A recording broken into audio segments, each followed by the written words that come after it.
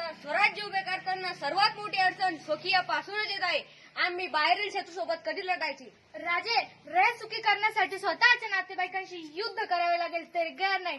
आपले कर्तव्य आम्ही समजून घेतले पाहिजे अशी संतांची शिकवण आहे. जगद्गुरु तुकोबरायांनी स्वातंत्र्य, समानता, बंधुत्वाची शिकवण आम्ही विसरता कामा नये. संत व महापुरुषांच्या विचारांनी जीवन समृद्ध होते. आम्ही त्याचे जीवनभर पालन करू. सह्याद्रीच्या दऱ्याखोऱ्यातून शूरवीर मावळ्यांचा आवाज घुमतो. शत्रूच्या काळजात धडकी भरेल असा आमचा प्रांत महाराष्ट्र.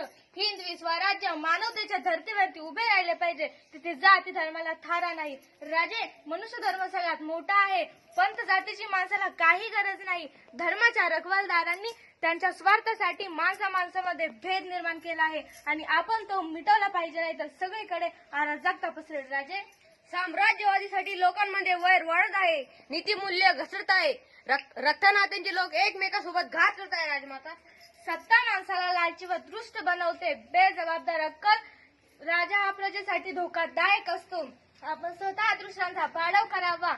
लोकांच्या कल्याणासाठी राज्यकारभार सोपवावा. कुणी आडवा येत असेल तर त्याला धडा शिकवावा.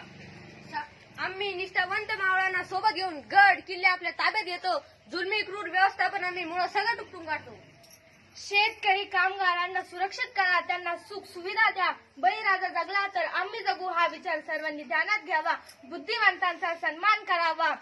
धाडसी विचारांना महत्वाच्या पदावर नेमणूक द्यावी.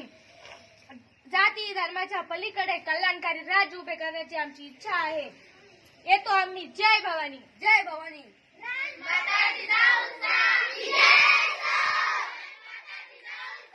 Yeah!